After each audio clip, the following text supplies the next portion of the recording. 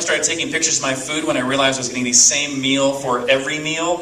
In fact, 3 of these are breakfast, and the only way you can tell is because there's hard-boiled eggs beside them, beside the plate. And survival training, is good fun if you enjoy camping, which I do. But actually, the hardest training was open sea survival training. That is actually so arduous and dangerous that you were literally pushed to the point of effectively passing out. In fact, they stop the simulations when the doctors say so. But you're already personally convinced you're not going to survive the experience. I mean, it's the only time in my life I've ever been in a circumstance where I was going, I'm not going to make it through this. I mean, you just realize you're going to shut down. You don't think you're going to die. You think you're just not going to physically be able to complete it. And then we had to go through final exams. In fact, I had to pass all the exact same classes to the exact same criteria as any other astronaut or cosmonaut. So even though a lot of people like to use the term space tourist, which I hate, I don't think of myself that way, not only because I think I am a fully trained cosmonaut / astronaut, but so in that sense, I was not. And in fact, I had work to do that if I didn't perform it, everyone died. So I think that's far cry from being a true tourist. Plus, I'll talk about some of the other things that I accomplished with my flight. Then finally, you get to, just before launch, you get to plant your tree, and this is a nice long, LA where everyone who's flown to space in Kazakhstan gets to plant their tree. Another one of the painful parts of training is the rotating chair of nausea. Every day they put you in this rotating chair, and you see how long you can stay in it, which starts at about 1 minute, and then eventually builds up to 15 or more minutes. But you don't stop until you're about to get sick, which means for the rest of the day you feel sick. And so basically when the time comes to go to that class, you know that for the rest of the day you're going to not be happy. But then the final kind of briefing we get before launch is the rescue briefing, where they describe the thousands of people they put downrange in case there's a pad aboard, or a first stage aboard, or a third stage aboard, or a first orbit aboard, or a second orbit aboard. And they've literally deployed the Russian military downrange to the tune of thousands of people. And I'm going to come back to this when I talk about the costs and why the future is so much cheaper than the here and now. When you realize the thousands of people it takes to build one rocket that is destroyed, is disposable, and the thousands of people they put out downrange for launch, and the thousands of people it takes to operate it during operations, which is why it's expensive. It's not expensive for the fuel, which is what most people think of the giant stack, which I'll come back to as well. And another thing I thought was funny was, here we are 2 days prior to launch, 48 hours before launch. We go to check on our rocket, and it's not assembled. It's literally in pieces in 2 buildings. So the booster hasn't even been bolted together, and the orbital module's in another building. And I'm sitting here looking at this going like, wow, I hope they not only have time to bolt it together, but maybe test it, before we launch it. And it was really shocking, but they've got this down to, they really just do this so often. They just have a way they do it, and it works just fine. So here we are, the day before launch, and they finally roll it out to the pad. And, of course, I'm sure it doesn't come as any surprise that, the day you wake up in the morning, you put on your custom-made spacesuit, you walk out to a fully fueled rocket that is covered with frost. Any air coming near it is condensing to fog and streaming down the sides of it into the fire pit below. And, you're there, unlike the United States where nobody comes within 5 miles. You're there with your family, your friends, your documentary film crew, a little band, some Russian military guys, literally kicking you in the butt as you climb up the stairs. And then you and your crewmates climb to the top of this tower and start squeezing into this very dark, very cold, very claustrophobic little rocket, while everybody else gets as far away as they can. And then after about 2 hours of checklists and then twiddling your thumbs waiting, you light the sucker up and you take the very brief 8.5-minute ride to orbit. And when that thing lights up, unlike the movies where there's a lot of noise and violence, it is very smooth, very silent. It really feels much more like a confident ballet move, kind of lifting you comfortably and confidently into the sky than anything else. It's not scary in any way. The G4, 3 Gs is not much, to be honest, especially when considering what you're prepared for potentially. So it really is a joyous ride. And since I'm a gamer, by the way, I also had to send secret messages to my gaming buddies on the ride up. I snuck into my flight data files. I knew when the camera would come on because it's registered in your logbook. And so I wrote a secret message out to all my gamers. And then when finally you do reach orbit, you're facing upward. And during the first part of your launch, there's a fairing on the outside, so you can't see out at all. When it busts off, your window is still aiming straight up at the sky, so all you really see is darkness. It's not until you've finished and you pitch over that you begin to get your first views of the Earth. So even that first view, that's the first picture I took, is is quite astounding. And of course, I'm very happy at that point. But then, even though you've now reached, you're going 17,000 miles an hour, you're basically at full altitude, you're close to the 250 miles of altitude. They could rendezvous quite quickly with the ISS, but they don't want to impact the ISS. So they actually leave quite a separation between the initial orbit you get to and where the ISS is. And they spend the first really day and a half just checking out systems, checking your precise orbit, doing all the calculations for how to very slowly eke up on the space station and eventually dock with it. And so during that 2 days, which go by really fast because they're actually quite busy days, but you begin to get into the rhythm of space, and that's also when I began to see things called sprites. You're outside the protection of the atmosphere, so you get subatomic particles going through your eyeballs and brain that cause you to see flashes while you're sleeping at night. And so you're going like, wow, this isn't probably not that healthy.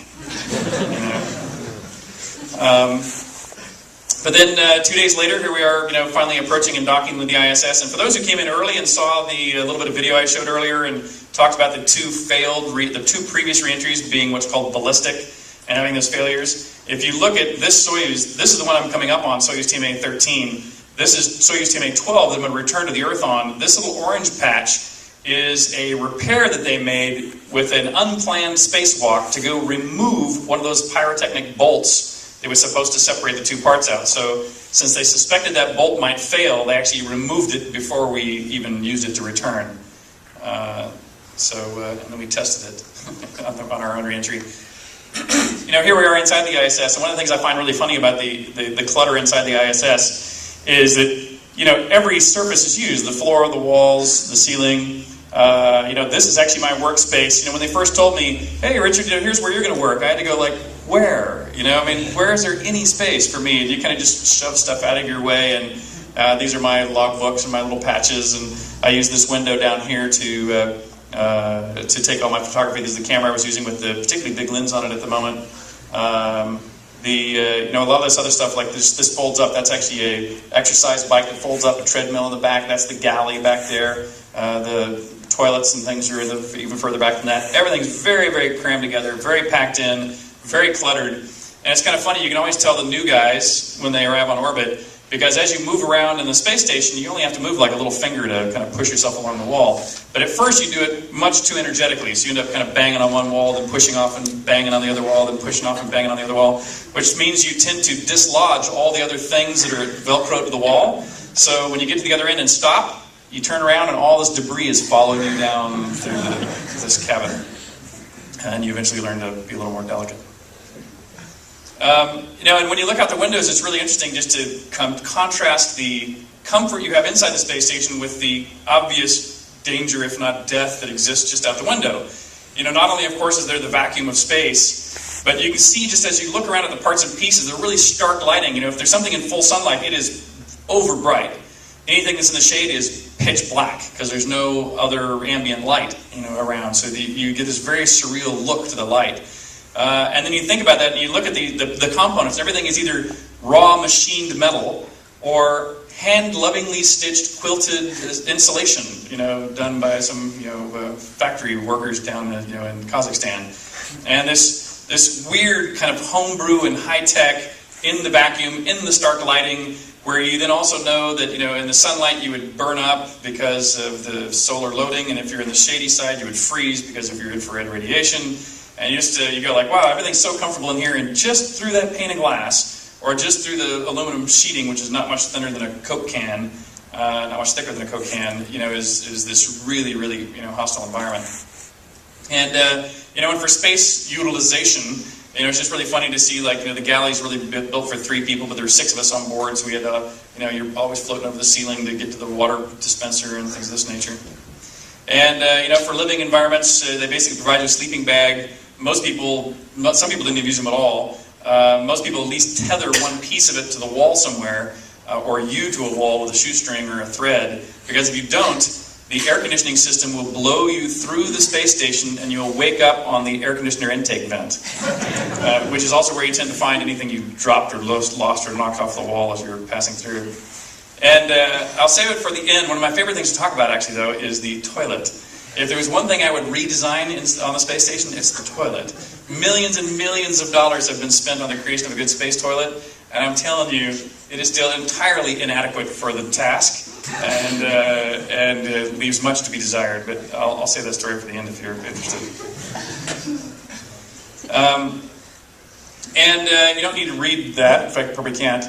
That's the list of all the experiments that I performed while I was in space. And so, I was trying to be scientifically and commercially very productive, both because I thought I felt like it was a proper responsibility to take on if I'm going to be one of these early people across the bow commercially. Plus, I was also trying to, frankly, offset the extraordinarily high cost of my flight. And so anything that I could think of to do that might return value, I wanted to do.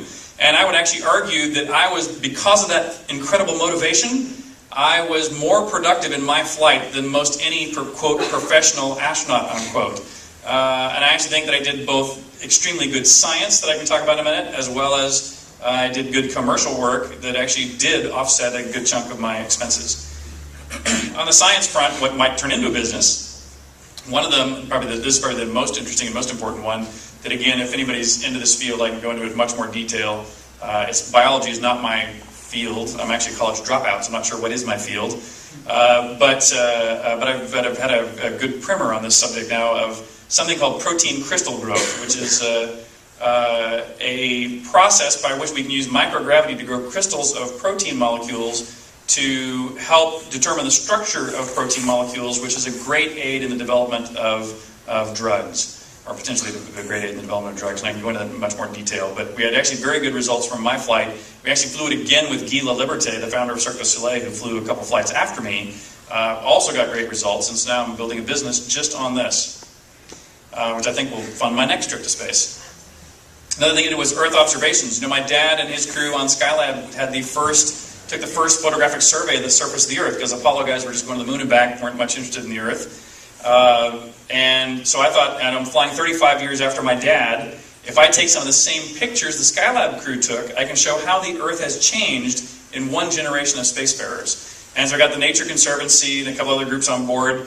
We developed this sophisticated piece of technology that helps you identify photographic targets as they come into view, and advises you on what camera lenses to use, etc. It turns out this tool for photography is so much better than the stuff that NASA or Roscosmos has, that they started kicking me out and using my tools to do their photography. So this is actually my tool over here being used, and these are my targets that are up there, but they have targets due at about the same time, and they literally said, "Sorry, Richard, we take precedence," and they would kick me out and use my tools for their work. So we're thinking they're going to adopt this now as their long-term tool. And among the things we saw, like for example, here is Miami with Skylab on the left and my time on the right, and you can really see how not only has the urban area around Miami really grown, but if you get into much more detail on this, you can't really tell on the projector screen, I know, but the wetlands also in South Florida have also really receded a lot in the last 35 years, and that's obvious by photographs as well. Another kind of homage to my father was ham radio work. My dad on his